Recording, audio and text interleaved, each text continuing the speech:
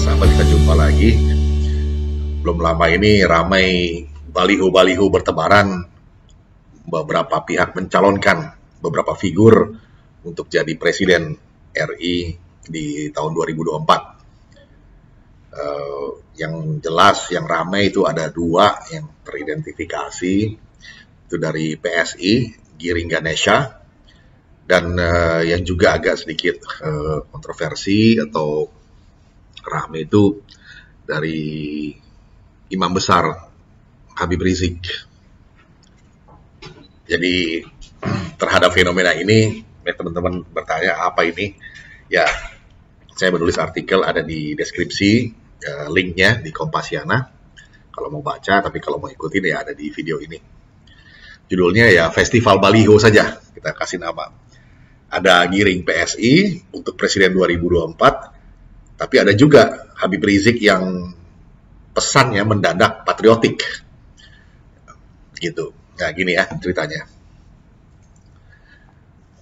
Baliho sudah terpampang di jalan-jalan raya, terang-terangan menyampaikan pesan politik gamblang sebagai calon kandidat Presiden Indonesia tahun 2024 nanti.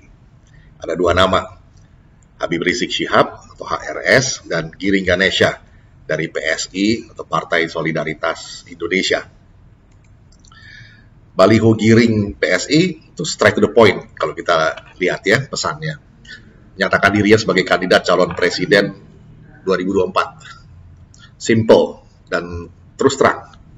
Tidak pura-pura bikin deklarasi aksi untuk menyelamatkan Indonesia lah, padahal jebulnya ya kepingin jadi presiden. Tidak perlu juga bikin narasi yang mendiskreditkan pemerintahan Joko Widodo. Langsung aja bilang bahwa dirinya siap untuk mencalonkan diri jadi presiden. Jantan lah begitu. Gentleman. Sedangkan baliho Pak HRS atau Habib Rizik itu tampil dengan pesan-pesan yang bernada patriotik. Seperti misalnya dirgahayu Indonesiaku, jayalah negeriku, merdekalah bangsaku. Ya alhamdulillah, syukurilah. Walau masih sebatas pesan-pesan di baliho. Oke lah. Dua-duanya straight to the point. Bedanya antara komunikasi politik via baliho Giring dan HRS adalah yang satu kandidatnya ada di Indonesia tentunya dan bisa memberi keterangan pers secara langsung tentang apa alasannya untuk mencalonkan diri. Sedangkan untuk HRS, beliaunya sayang tidak sedang berada di tanah air sehingga tidak bisa menjelaskan secara langsung apa maksud dan tujuan balihonya bertebaran juga di beberapa lokasi.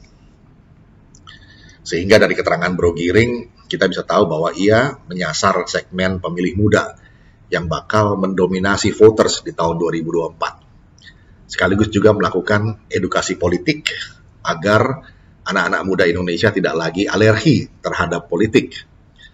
Masuk ke dunia politik untuk membuat perubahan demi Indonesia yang lebih baik. Sedangkan untuk Pak HRS sampai saat ini belum ada keterangan pers resmi tentang apa motifnya dan bagaimana rencananya bangsa ini ke depan. Bahkan dari pihak yang memasang baliho beliau pun tak ada keterangan pers yang jelas.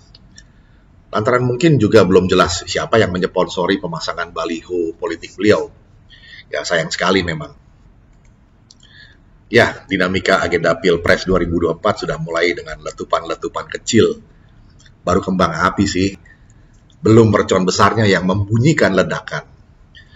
Di sisi lain, inilah kesempatan untuk semua partai politik mulai melakukan edukasi politik yang mencerdaskan. Tak jadi soal untuk mulai mengelus-elus beberapa jagoannya, agar publik juga punya cukup waktu untuk melakukan penilaian terhadap kompetensi serta komitmen dari figur yang dijagokan. Sekalian untuk mulai memperkenalkan figur. Kita percaya sebetulnya Indonesia punya banyak talenta pemimpin yang bagus. Hanya saja mungkin selama ini tidak muncul ke permukaan. Lantaran ruang publik kerap dibisingkan oleh para pemain politik yang itu-itu aja. Lagi pula memang media massa hanya mau meliput tokoh yang kontroversial kan, karena pertimbangan nilai berita semata. Tak peduli apakah itu hoax, yang penting rame. Jadi bolehlah kita mengapresiasi upaya PSI yang mengangkat satu figur muda yang harapannya bisa jadi alternatif pilihan. Tinggal sekarang Bro Giring mulailah mendongkrak popularitas dan menaikkan elektabilitasnya. Tentu dengan unjuk prestasi sebagai bukti kapasitas atau kompetensinya.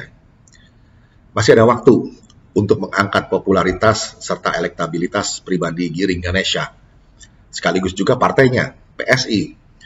Siapa tahu tatkala menjelang 2024 nanti nama Giring Ganesha sudah bisa sangat tinggi popularitasnya serta elektabilitas politiknya. Sehingga partai-partai yang saat ini punya kursi di DPR RI bersedia untuk meminang Bro Giring untuk diusung jadi calon presiden. Kalaupun tidak, dengan strategi komunikasi politik yang cerdas seperti ini, harapannya bisa mengangkat elektabilitas partainya, PSI, dalam Pileg 2024 nanti. Sehingga bisa tembus ambang batas minimal, dan PSI bisa membuat perubahan di parlemen pusat, di DPR RI, seperti apa yang telah diperbuatnya di DPRD DKI Jakarta.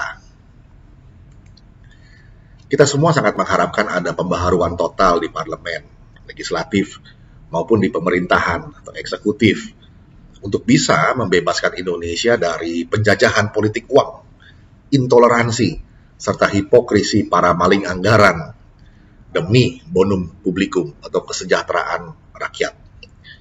Ini saatnya pemuda-pemuda Indonesia untuk peduli dan tidak buta politik. Lantaran kata Bertolt Brecht, seorang penyair Jerman yang terkenal itu pernah mengingatkan. Begini dia bilang, buta terburuk adalah buta politik. Dia tidak mendengar, tidak berbicara, dan tidak berpartisipasi dalam peristiwa politik. Dia tidak tahu bahwa biaya hidup, harga kacang, harga ikan, harga tepung, biaya sewa, harga sepatu, dan obat, semua tergantung pada keputusan politik.